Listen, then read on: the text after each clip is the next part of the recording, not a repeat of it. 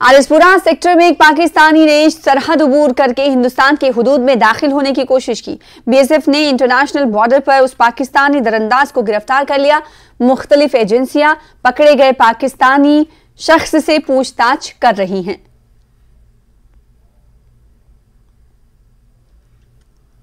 आगे बढ़ेंगे दूसरी खबर की तरफ। जिला किश्तवाड़ में पुलिस की एसआईयू ने कई मकामात पर छापे मारे। बताया जा रहा है कि एसआईयू ने जिला किश्तवाड़ के 6 मकामात पर छापेमारी अंजाम दी है। किश्तवाड़ जिले के 36 दहशतगर्दों के खिलाफ गैर जमानती वारंट जारी किए गए हैं।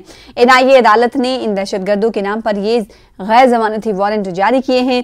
इन तमाम दहशतगर्द के हवाले से कहा जा रहा है कि ये तमाम दहशतगर्द पीओके से ऑपरेट कर रहे हैं। किश्तवाड़ में उनके मुताल्लिका मकानात रिहायशी अहाते की तलाशी ली गई है। एसआईयू ने उमर मोहल्ला किश्तवाड़ में बिलाल अहमद भट्ट के घर पर छापा मारा। वो अभी पाकिस्तान में हैं। वही छात्रों इलाके में भी छापे मारे गए।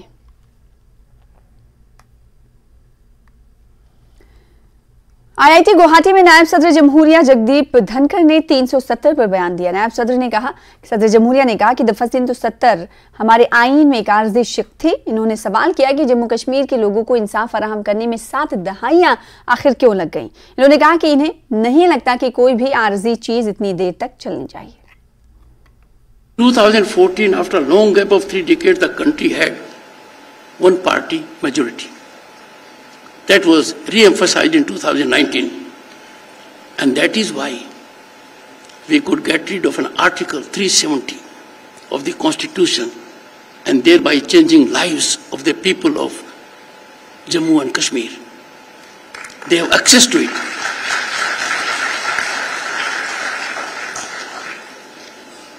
This historic justice, why did it take 7 decades?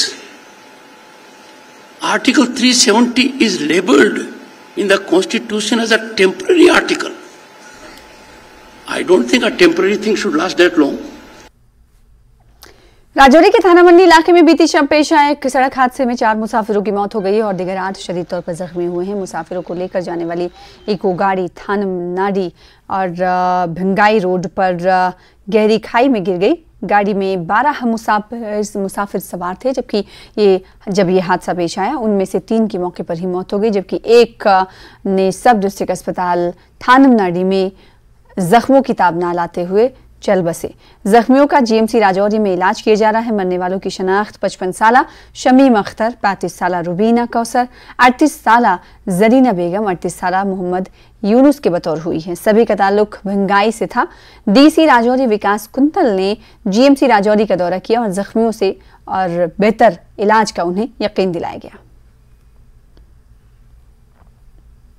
द्रविबल Pampore में दौरान शब एक ट्रक और टैंकर दोनों के बीच हादसा पेश आया। इस हादसे में दोनों गाड़ियों के ड्राइवर जख्मी हो गए हैं। हादसे के बाद टैंकर से पेट्रोल खारिज होने लगा, जिससे इलाके में आग लगने का खतरा लाहक हो गया था। ताहम एसएचओ पामपुर जाजिब मोहम्मद भट्ट ने इलाके में बिजली सप्लाई बंद करवाई और फायर सर्विस को तलब किया, जिन्होंने आग लगने से इलाके को बचाया और बड़े हादसे को टाला गया।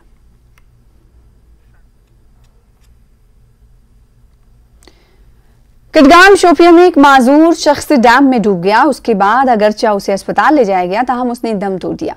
लोगों ने इल्जाम लगाया कि इस डैम में अब तक कई अफराद डूबकर हलाक हो चुके हैं। इसके बावजूद मुताल्लिका महकमा डैम के गिर्द बाड़ लगाने के लिए कोई ठोस कदम नहीं उठा रहा है। मकामी लोगों ने इल्जाम लगाया कि महकमा उनकी जिंदगियों से खेल रहा है।